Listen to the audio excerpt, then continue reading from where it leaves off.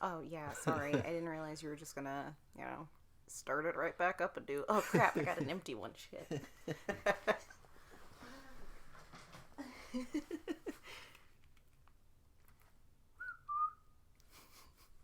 I won't whistle any more than that. I'll get sued. Copyright issues. Copyright issues for whistling? If I had continued on with the tune any further, I think than those 2 notes, Disney would have come for me. Oh, yeah. I was doing, like, Whistle While You Work. Oh. See, I thought you were going to do something totally different. Oh, no, yeah. Well, either way, they're still coming for us in the night. Uh-huh. Sees all. All right. Hey there, Film Buds. Welcome back to the Film Buds podcast. I am your host, Paul, and I am joined, as always, by Lauren. Hi! This is an exciting episode. It's our first Halloween episode. Ooh. We're recording this, obviously, not on October 1st, but it's dropping, on the start of the month, and it's going to begin a whole string of exciting content that we have for y'all coming up. For this first episode, I wanted to make it something fun. All month long it's themed content for Halloween.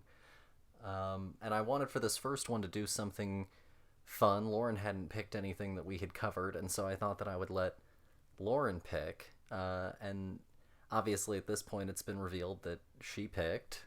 The Grindhouse. Yeah, Grindhouse. So, what made you decide to pick it, dear?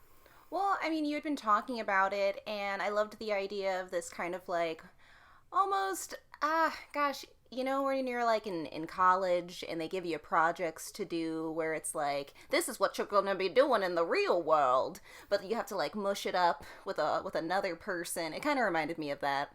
Okay. You know what I mean? Doing, like, like, 2 sort of group project things that have to be merged. Yeah, because, like, I think that both of these movies, like...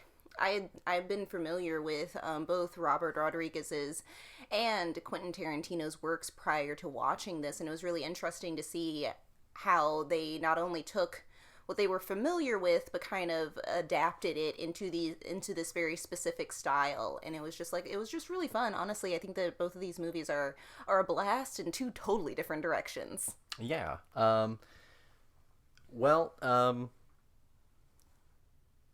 No, I completely agree. We had a whole conversation kind of before she picked these on whether she wanted to do some things that were familiar to her or not. Mm-hmm. And so this had been sort of a suggestion that I made as a not option.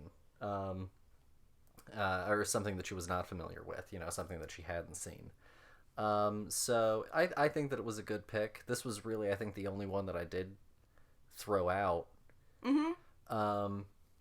Because you ended up landing on it pretty quickly. Well, yeah, because also I had made too many, like, separate piles, I think, for myself of, like, stuff that was familiar to me and what I wanted to watch, and I had just started to really unravel a little bit in the deciding process, and you suggested this, and I was like, yep, let's go for it. It sounds great. No, yeah, I think I'm glad that you went with it. It's a fun one. And I guess even though it was sort of one film experience, I think that we'll probably still end up splitting it into sort of 2 discussions as its separate parts. We'll discuss it as a presentation, but I think we'll still talk about it as its 2 parts, Planet Terror and Death Proof, sort of separately. Well, yeah, because I guess they did do this kind of as, like, a joint thing, but, like, it is really 2 separate movies that are stitched together with some like added on what are those called? Credits. Like, the little fake previews that are in between. Yes. Yeah, the fake Credits. trailers. Yeah. So as always, this is Film Buds, so we have a clip. So take a listen. Say a prayer for your old man. No dead bodies for Dada tonight. What happened to your arm? I got bit. Bit by what? If I told you, you probably wouldn't believe me. They're not living. Hell is that? They're not dead. The hell are the bodies? They're gone. They're not stopping. The hell is going on?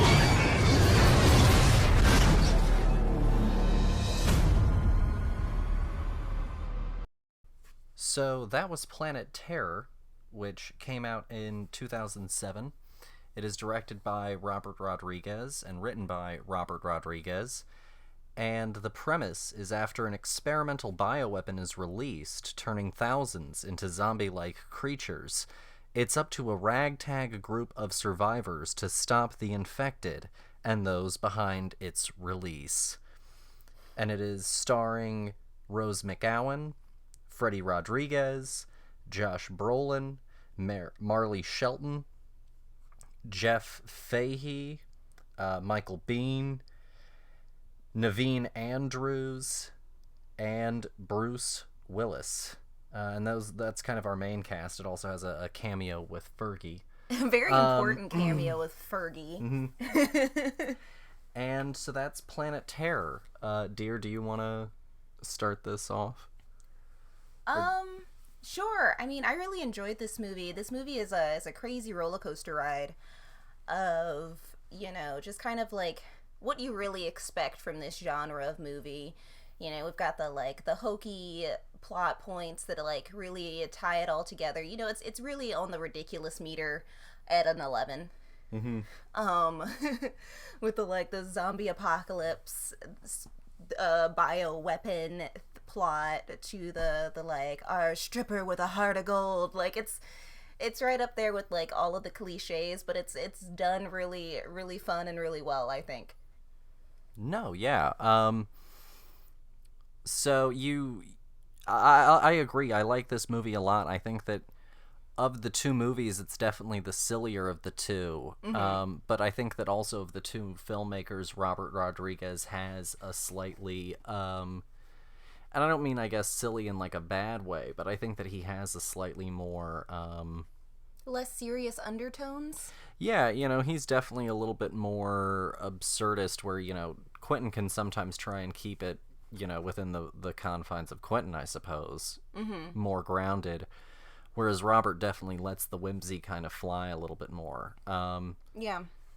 A little bit more almost, I think, Sam Raimi in that kind of aspect. Mm-hmm. I quite liked this. It reminded me of,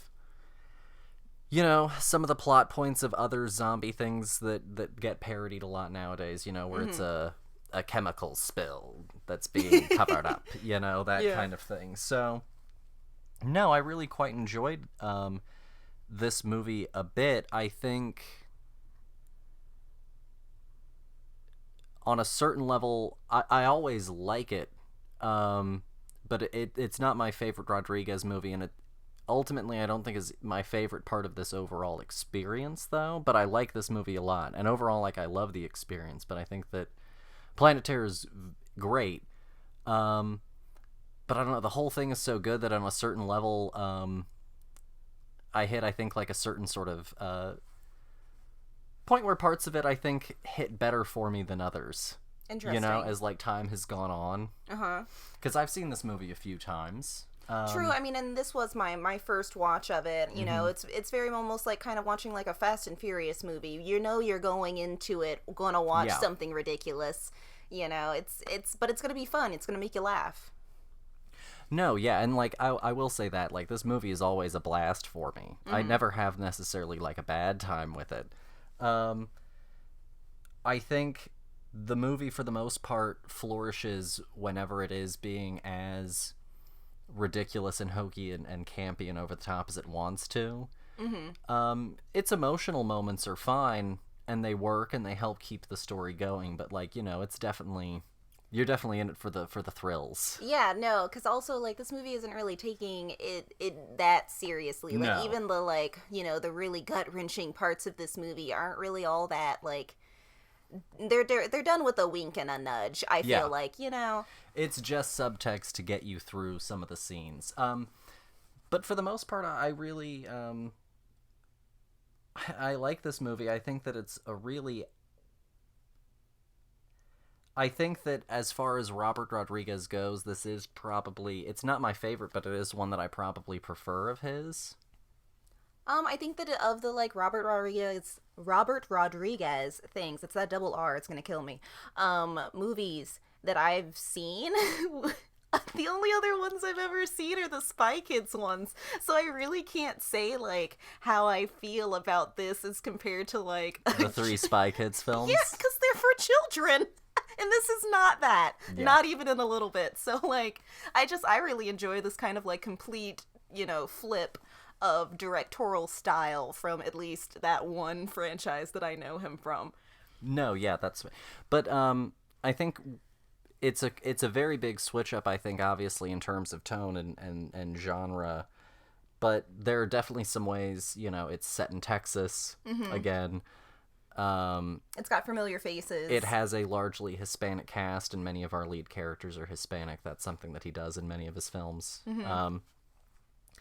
And it also has, I think, his very particular sort of visual flair that is somewhat on display in Spy Kids, but definitely probably you would see more, like, I'm trying to think of a good shot that would explain it.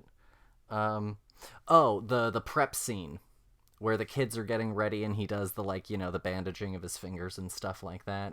Kind of like when you're seeing some of these characters get ready in Planet Terror. Those are all very Robert Rodriguez-y kind of moments. Okay. The very splashy visuals.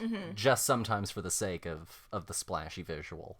No, and honestly, like, this movie, I think, has enough of that like I don't get tired of it either. It's a nice balance of it. It's a nice consistent ride, I'd say, throughout the whole thing, even with the cut that is in it for the missing reel. Yeah. Honestly, I really enjoyed it. I thought he like timed it perfectly. Like, I didn't really miss it felt like a natural transition, and like what parts I did miss, like, oh no, it didn't really matter at the end of the day. Like, I caught up.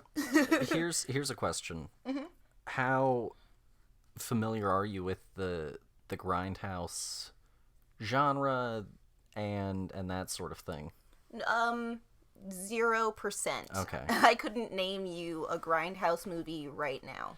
Okay, well they could always range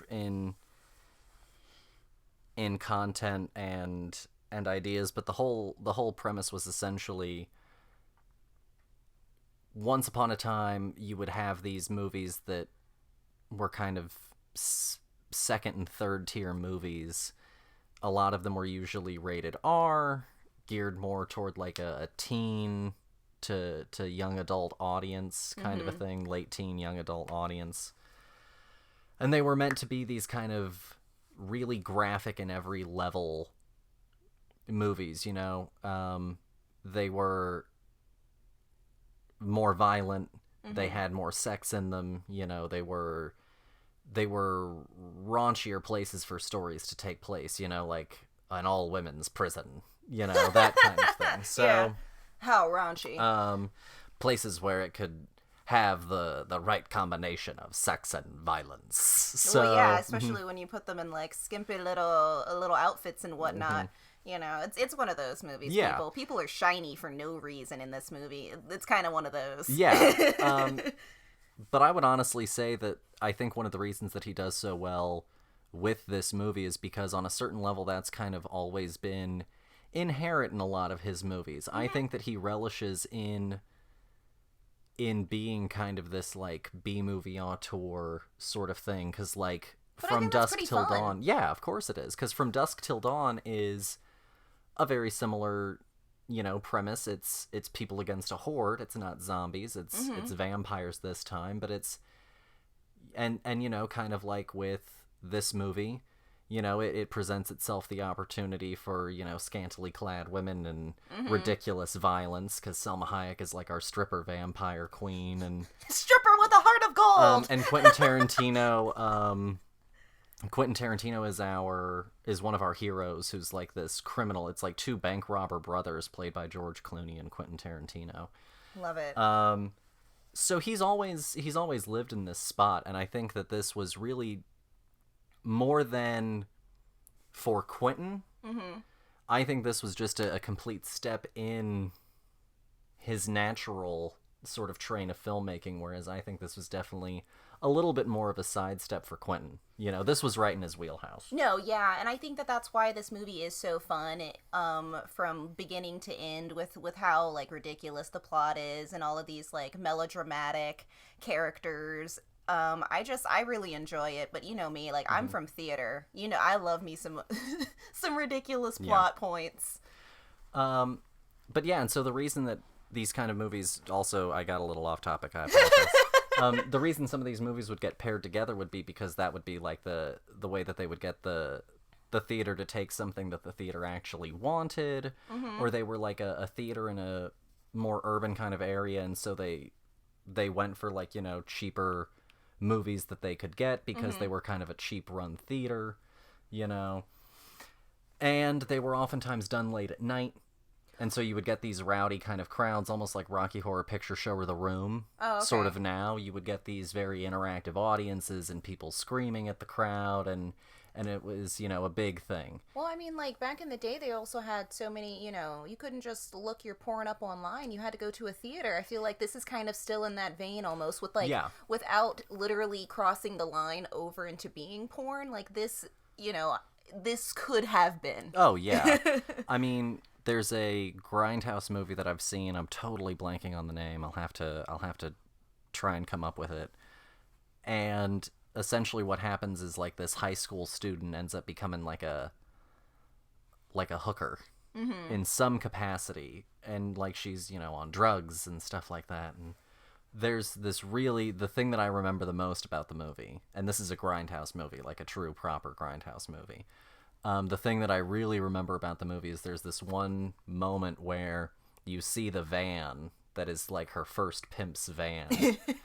And it's just, like, rocking back and forth, you know, and the pimp is standing outside, and the camera kind of pulls to the right as, you know, the door opens and the John gets out and starts to walk away, and the camera pulls to the right, and there's literally, like, a line of dudes who have, like, their money out, and, like, the pimp, like, gets the money from the next guy, and he clambers into the van, and the door shuts, and the next guy walks up. And Wink, so, wink, like, you nudge, know, nudge. these are the kind of movies that...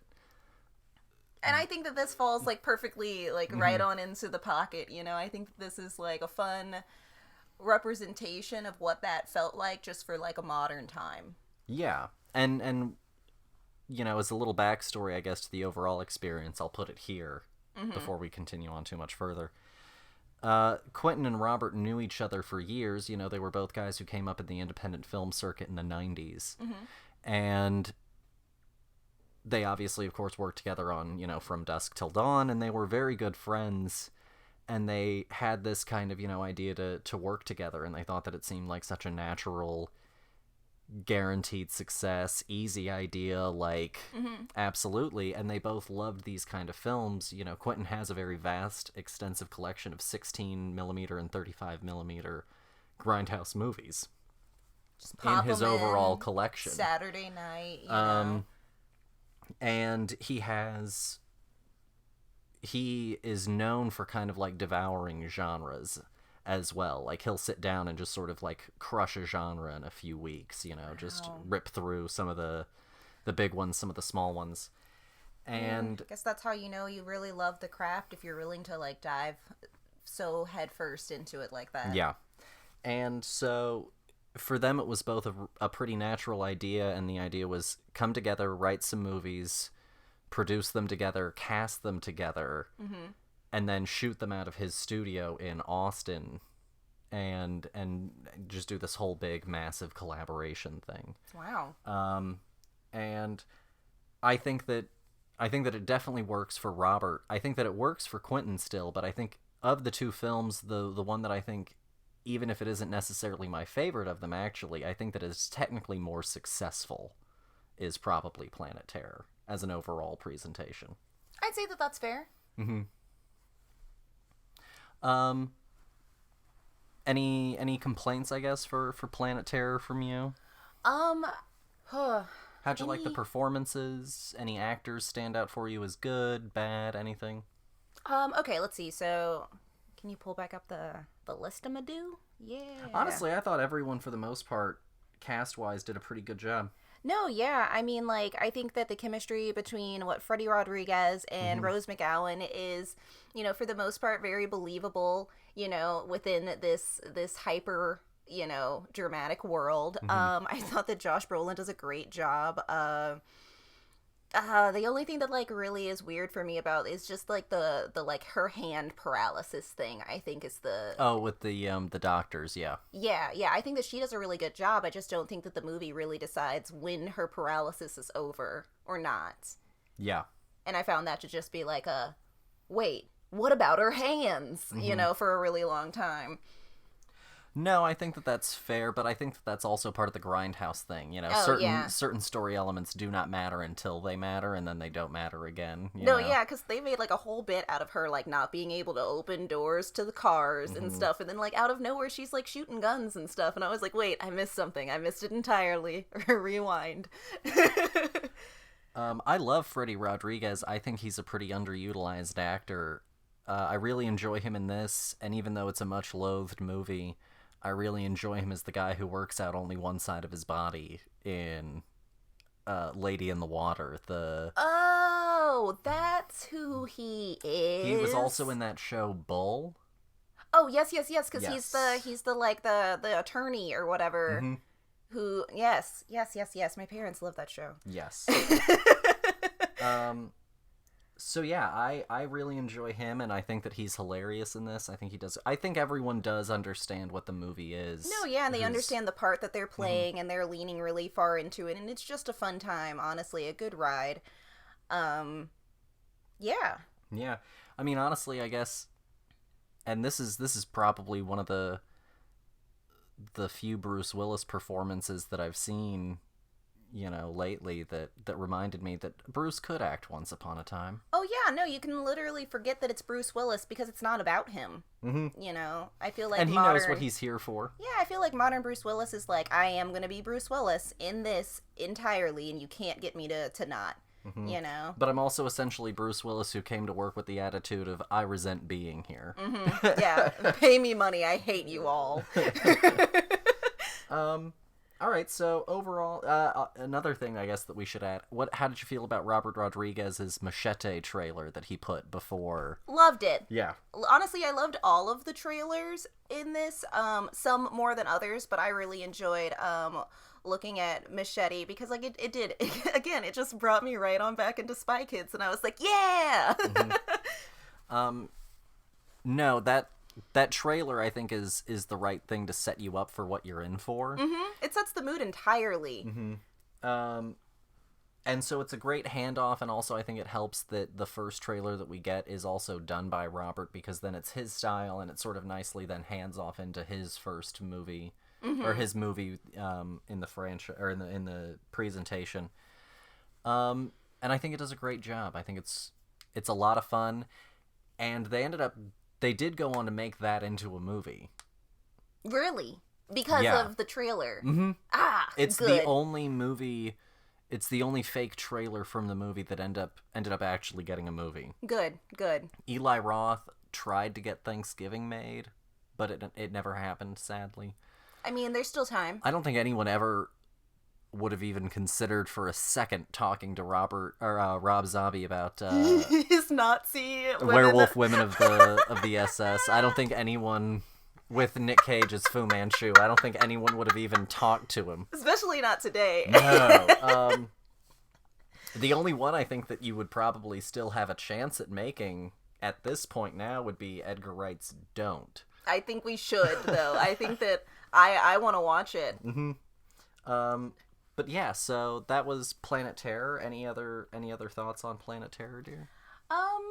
No, I think that it's super fun. It's definitely one that I'll keep in, like, my back pocket, because it's just it's ridiculous in the best kind of way. And, like, this is I think is a movie where you bring all your friends together and you watch this movie together and you have, like, some drinks and some good times and you just have a good laugh. No, I agree. What would you give it out of 5? Let's see. What would I give it out of 5? Fuck it. Let's give it a 5. 5 out of 5! I had a blast with this one. I'm sorry, guys. No, yeah. That's totally great. I'll go 4.5. Okay, cool. No, I think that's a good discussion, though, and now we can go to, on a certain level, I guess, the more controversial somewhat of the two. Mm-hmm. Death Proof by Quentin Tarantino, and as always, we have a clip, so take a listen.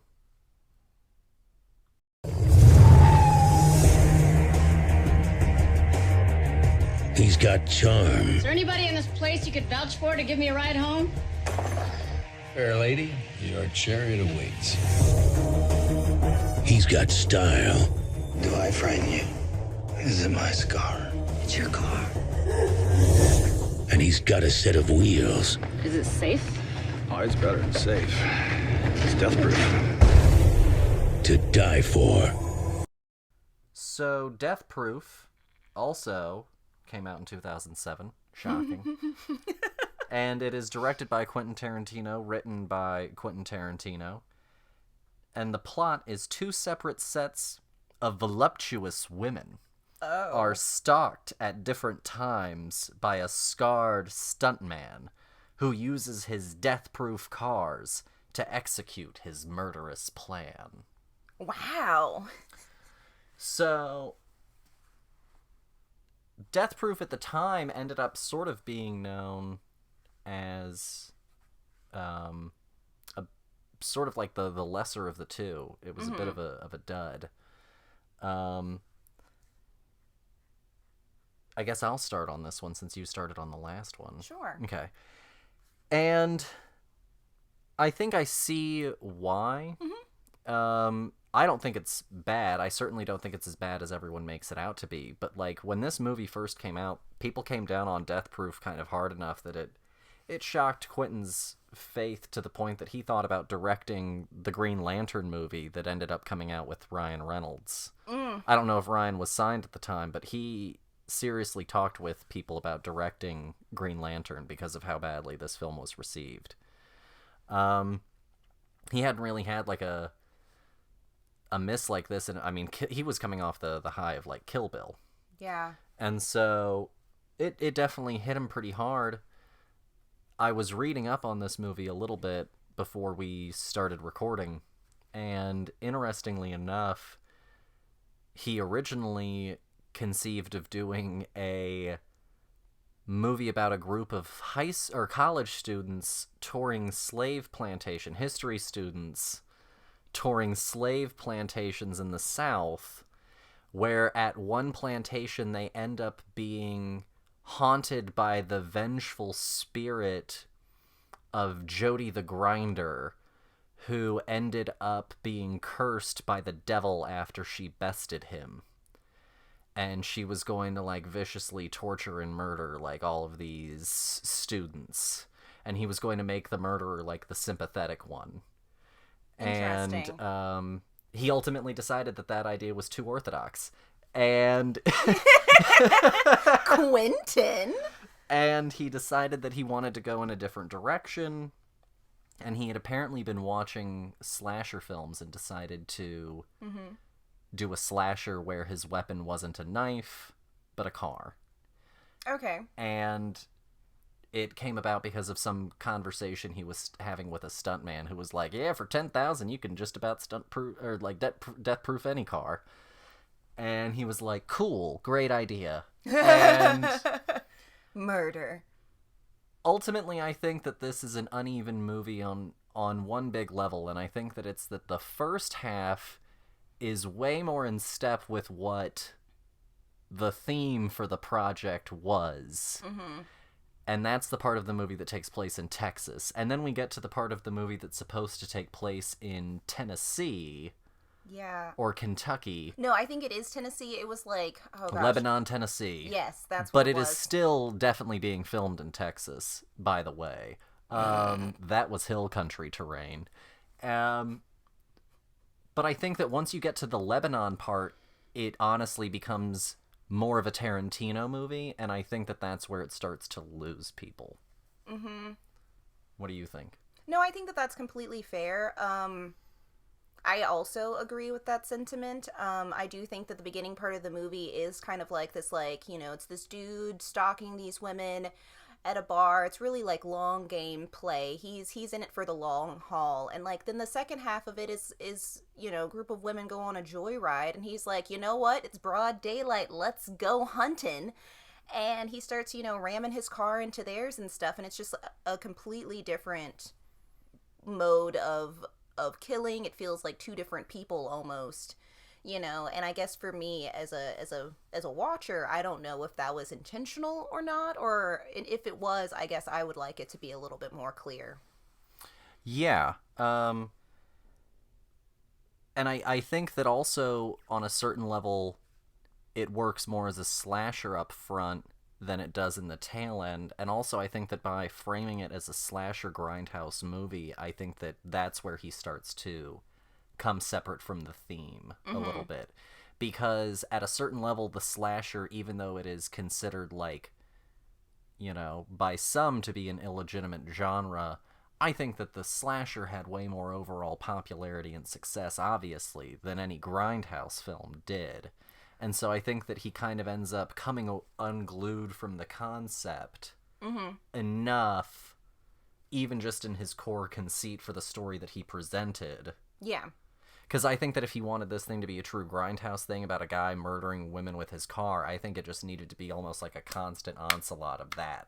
Yeah, and I think maybe more, I guess, I don't mind the beginning part of it being really focused on these women, and, you know, we really follow them along until we get to the bar, and that's where, you know, they've seen him following them around a few times, and, like, we kind of bounce back and forth between their perspectives there. But I think that after that first killing, when I was like, all right, he is my murderer, he has done horrific things, I think that I wanted to, like, focus more on his perspective instead of like almost copying and pasting a little bit of like, all right, now a new group of women, exactly the same kind of beginning, and then a completely different outcome. It almost kind of felt like the first movie and the second movie squeezed into one movie, if that makes sense. Like, you know, Death Proof 1 and Death Proof 2. Yeah. In one movie. And I don't think that I got enough of either of these groups of women to really, I guess, have that like audience bond built properly for me to like really want to root for them more than I really did in the long haul. Well, and part of that is, according to the book that I was reading, which is called Quentin Tarantino, the Iconic Filmmaker and His Work, by Ian Nathan, unofficial and unauthorized, I should specify. But according to the book, part of the reason to kill the first group after such a protracted period and all at once was because he was kind of almost doing a craven-y fake out, where he was hoping that the audience would think that Vanessa Ferlito's character, Arlene Butterfly, would end up seeming like the final girl, where everyone thought that she would end up taking them through the whole movie. But I think that he also knew that he couldn't necessarily scream it where she's only in it for 15 minutes and then she's gone. Yeah. Kind of like they did with Drew Barrymore. So I think that he instead was like, well, what if I just did this thing where I kill them all off in one big batch halfway through. Yeah. It's incredible, by the way. No, such a good scene. Horrifying. This movie, I will give, you know, before...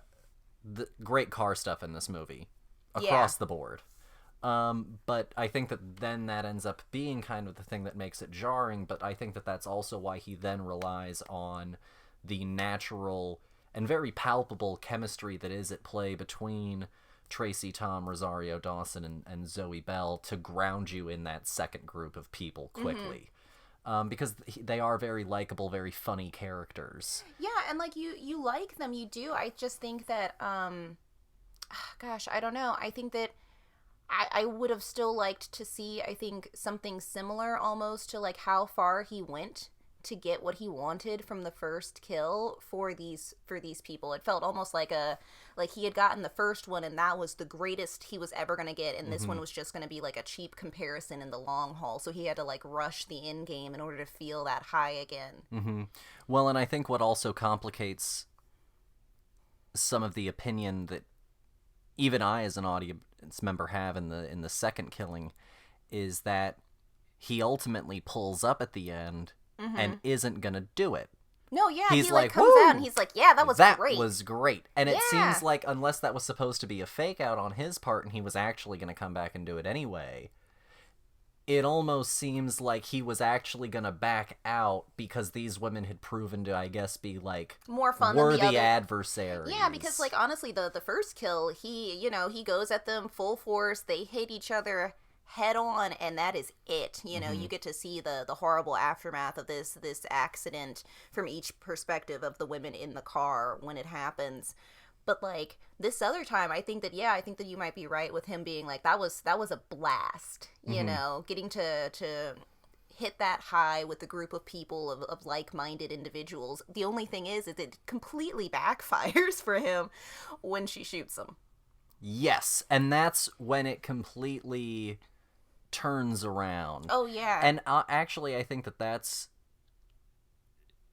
I think part of the thing is about the second half also being way more of a Tarantino movie than being a traditional Grindhouse movie or even a traditional slasher movie like the first half. The second half does the very Tarantino thing of taking this character that he's carefully crafted and sculpted into an image for the audience and going, that image was a joke and a lie on a certain level. Look at this guy that you thought was big and tough, baby and ballyhoo, and cry his fucking eyes out as he pours alcohol into his wound and begs for his life. And it's a very Quentin reversal in those final moments. And honestly, like, I think that those are the things that really thrive for this movie. I think that the car stunts are great. It's one of the best car movies you can possibly watch. I think that Zoe Bell does a phenomenal job. I think that she's, gosh, I wouldn't want to be on the hood of that car. Yeah. And that stunt was real. Mm-hmm. And I think that's probably where the like horrifying part of the second half is really rooted in, like, whether or not that she's gonna survive. Mm-hmm. And I love the whole twist of, like, her shooting him and then them going on this whole, like, very Grand Theft Auto chase Amadou down the highways of quote-unquote Tennessee, to chase this dude down and give him his just desserts. And I love it. It is very in Quentin fashion, and it feels just as satisfying as, like, the Hitler death at the end of Inglourious Bastards. Mm-hmm. And really all of them, the end of Once Upon a Time in Hollywood. Mm-hmm. Very cathartic. And also, as a very random aside, that final car chase, it is also the moment on a certain level cinematically where the killer is now on the receiving end of the final girl. Mm-hmm. And the killer is the one that is now being attacked. And depending on certain readings of horror and slashers and things like that, you can actually read an essay that I wrote about it in college on thefilmbuds.com. Some people talk about how the key element of the slasher, right, is the sexual and ultimately penetrative nature of many of the ways that he kills, in that it is often a blade. Yeah. What's interesting is Quentin says this is a slasher, and then when we reverse fates, there's the moment where Tracy Tom is essentially on a certain level sort of visually sodomizing the Kurt Russell character when she is smashing the car into the back of his car, and she even uses the very pointed language of, I can't let you go without tapping that ass one more time. Mm-hmm. And so I think that, like, he does some really great stuff. He pulls on some great stuff in the genre. It's very clever. It's awesome. It's cool stuff. And I think about this movie a lot, but I think it's more imperfect than Planet Terror. I think that I like to look at it as like the perfect scenario for this killer and the imperfect scenario for this killer. Him where everything goes exactly the way he wants it to. Mwah, perfect, excellent meal, whereas like the second one, it goes the exact opposite way for him. Like nothing really works in his favor in the long haul, and I think that is where this movie is really interesting, is like really breaking down the, like, you know, what is right, you know, and what is justice, you know. I really did like this one. It is definitely not as campy as the other one, by any margin. And ultimately, therefore, also on a certain level less fun. And I think that the thing, if I were going to make a guess on what I think actually doomed this movie, it isn't really, I think, the movie itself, because for the most part, I think that even though it has faults, I think it's still very interesting and good. I think the issue is that it came second, and after all of the fun that you have of Planet Terror, it is then a lot harder to sit down and have a very chatty Quentin horror movie, where also for the second half, our slasher character is almost nowhere to be seen. You know, our slasher is there alongside our victims, watching them for all of that first story, and then in that second story, he is at the beginning of the story, he is at the end of the story, and he is nowhere in the middle, and it's a lot of talking. And I think that made it a little bit of a come down for people after the blast of the Machete trailer and the other 3 trailers, and then here comes, like, a Quentin does a Grindhouse movie. And I'm not sure that everyone was primed for that at that point. And honestly, like, I think that it would have been better received if they have just flipped the order of the movies. You know, you have the quieter one earlier in the night, you know, where you're still more alert, and then you have the crazy blast one at the end that keeps you, like, you know, you're hitting that, like, probably midnight high at that point. Like, it's just crazy, you know, all the alcohol is set in, and I don't know if I would want to basically be probably falling asleep to a Quentin movie if I had it the other way around. Yeah, it's the classic issue that if you listen to, like, cinema bookers for theaters talk about when they're trying to do, like, genre double features, it's like, how do you organize the films? And it's a real art to it, and I think unfortunately this is one instance where they missed. I think that the idea was, like, Quentin is the big act, so we'll save the big act for the end of the night. Yeah, but this isn't a concert, no, you know? Yeah. And the problem is, I think that's what really sunk it. Yeah, and I mean, like, he also puts in the, like, references to characters that you see in the Robert Rodriguez movie is kind of almost like a prequel, so I think that even then it could have worked perfectly as a nod on to, like, what they were going to see next. Yeah, absolutely. I do have 2 fun facts for our listening audience. So, the first fun fact is that at the end of the Grindhouse credits, which are the Death Proof credits, you see these sort of like ghostly images of different women. And a lot of people have been curious about that, and my wife asked about them. Yes. And so I decided to go and look into them, and apparently they are from the ends of reels and are typically little bits of footage that are essentially used as a chemistry correctness test to make sure that a film strip has been graded and treated and all of that correctly. And so it's meant for color testing and color grading and things like that. And they are referred to as China girls or China dolls because apparently at one point they used, instead of people, little porcelain figures. Okay, because, well, the reason that I asked this question is because, like, you know, these women's faces and all of the imagery that you see was not in any of the movies or in the clips that we saw for fake trailers for movies.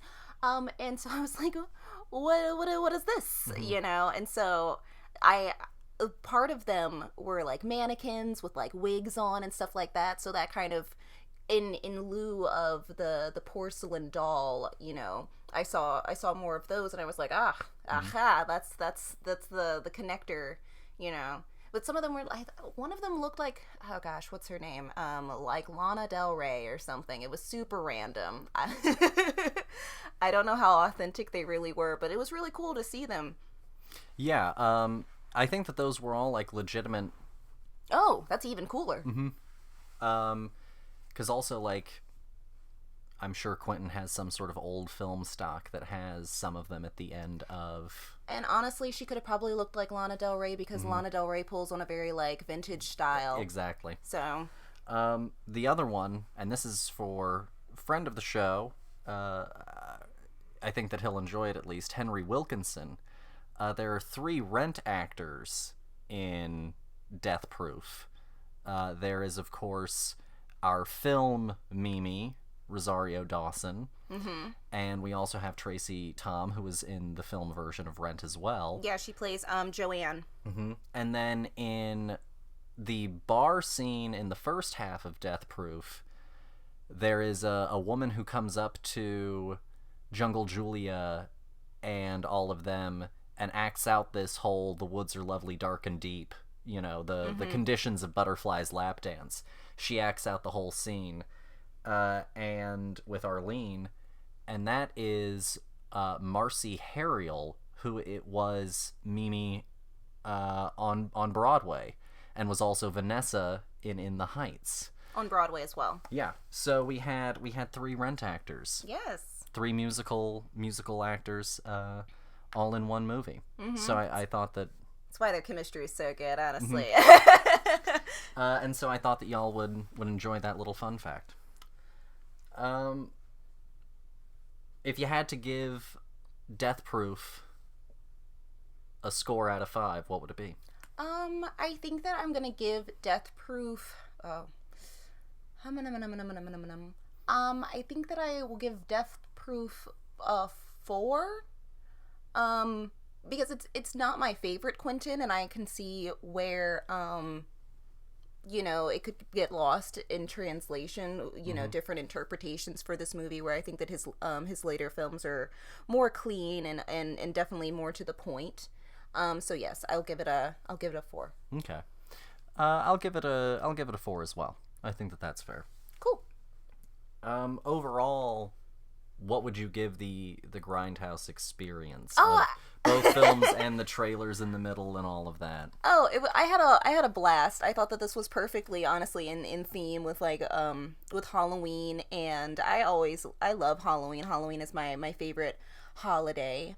And so I thought that this was just a lot of fun, getting to see some new in theme movies. I'm curious to go and watch some more Grindhouse movies now, honestly, to see what they're truly pulling on in more of a direct, I guess, connection. But no, yeah, I had a blast with this. I recommend it. It's 2 movies in one. You can't beat it. Yeah. 2 movies in one, with also a bunch of fake trailers, one by Edgr Wright, that has several cameos in it. It's my favorite, I think. Don't is my favorite of the fake trailers. And honestly, speaking of the trailers, it's just a lot of fun to know that directors, have these friendships and have these lifelong connections, that they're willing to be like, hey, we're throwing something together. Do you want to help? Do you want to have some fun with us? Because, it's so nice to have camaraderie in an industry. No, absolutely. Well, I guess that wraps it up for our discussion. The only thing, I guess, left moving on was a little bit of news. I think it's the most interesting bit of news. I know that there's plenty I could talk about, but I think that this is the thing that I wanted to share with listeners in case you weren't aware. Currently, the International Alliance of Theatrical Stage Employees, or the IATSE, rolls right off the tongue, is about to vote on what would be the largest labor strike in Hollywood history since the 40s.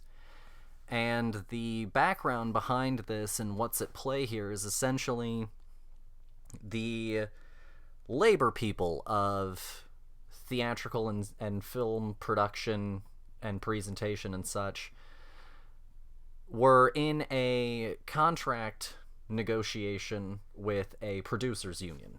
I will come up with the exact producers union. They were discussing with the Alliance of Motion Picture and Television Producers.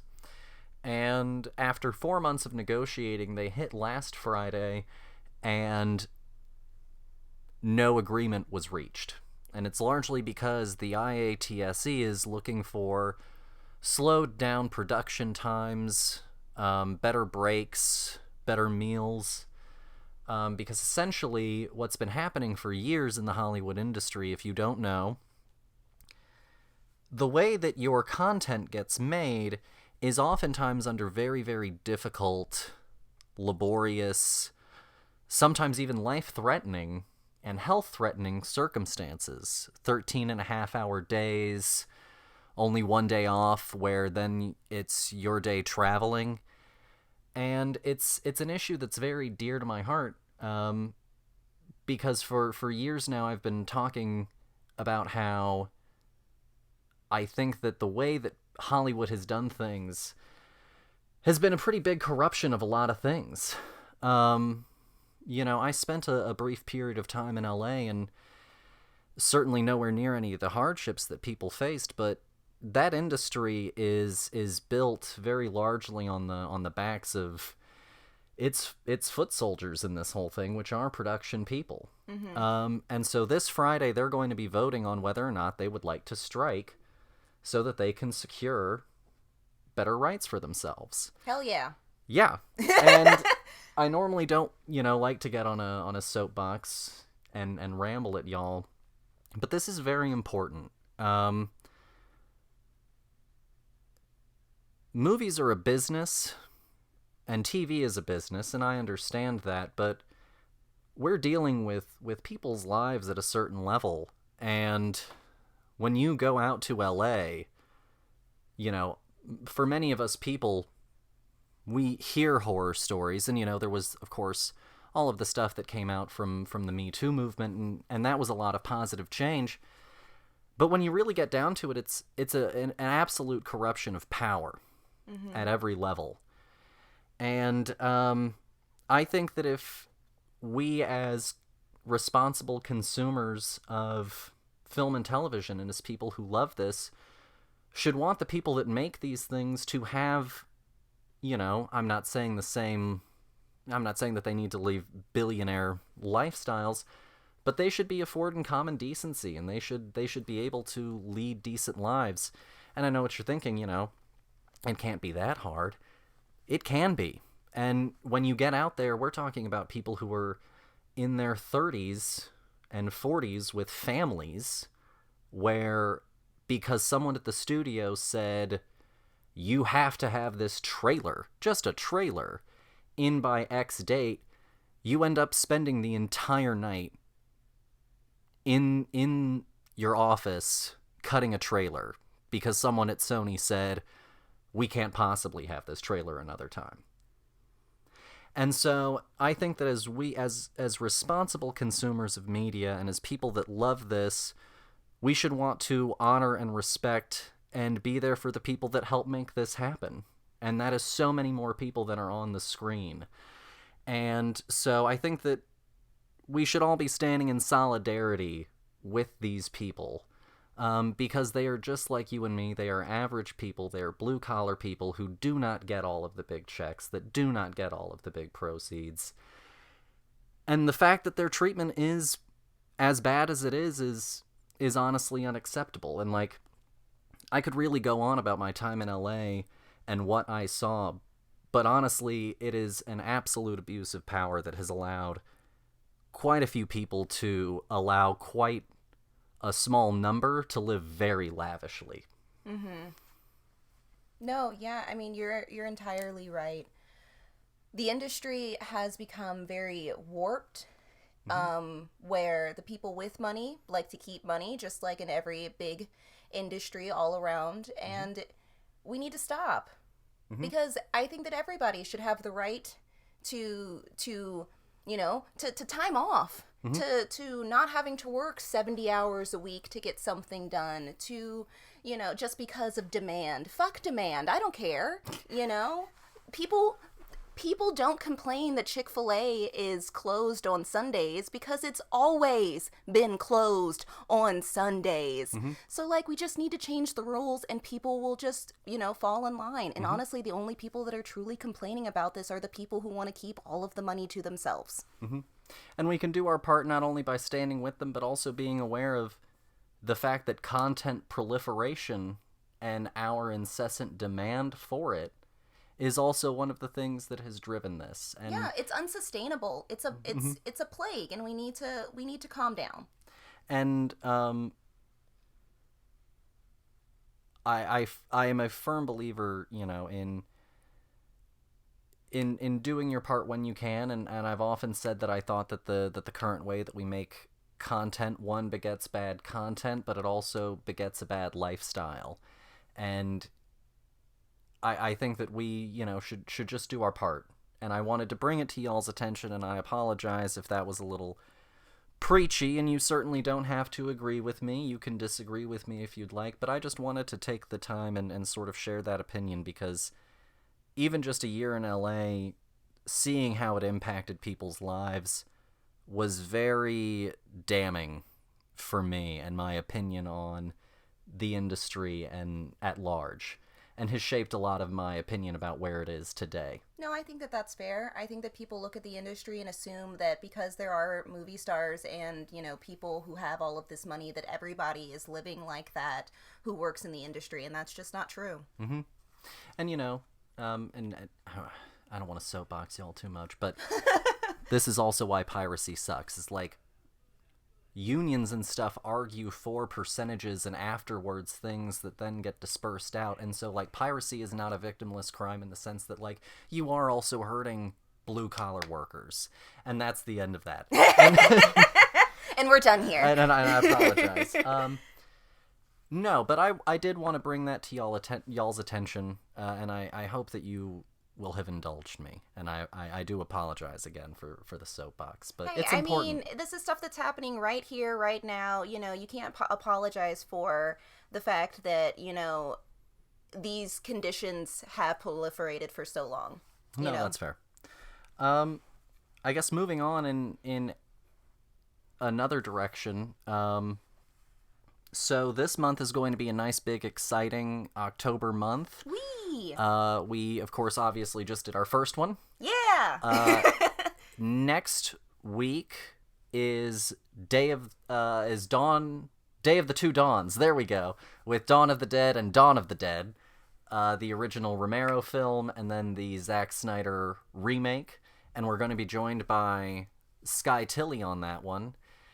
Sky is also going to be joining us for another episode. I haven't revealed which one that's going to be, but he wrote a master's thesis or paper on a particular film, and I want to get him to come in and talk about that.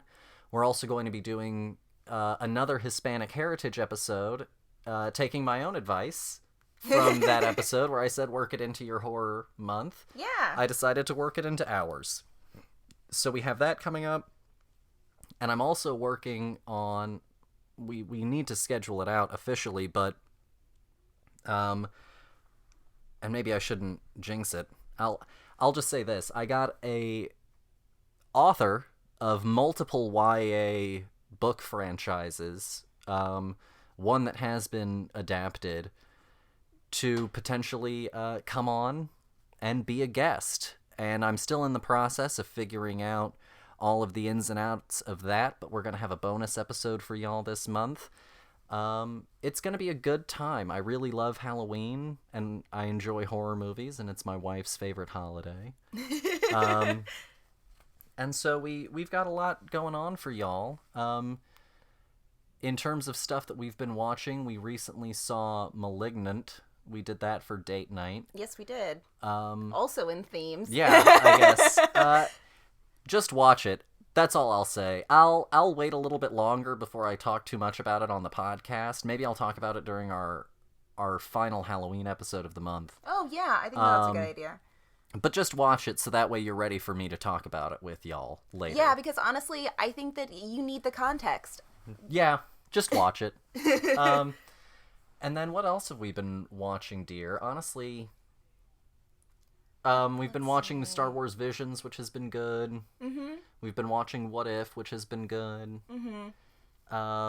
Honestly, I don't know if we've watched any movies really other than the ones that you've mentioned. Yeah, we've had kind of a slow period because we've been a little bit busy with some other things and a little sidetracked getting ready for this, of course, as well. So Yes. As always, guys, thank you so much for listening. If you haven't already, go and follow us on social media. Go and tell others. Drop a review if you would like.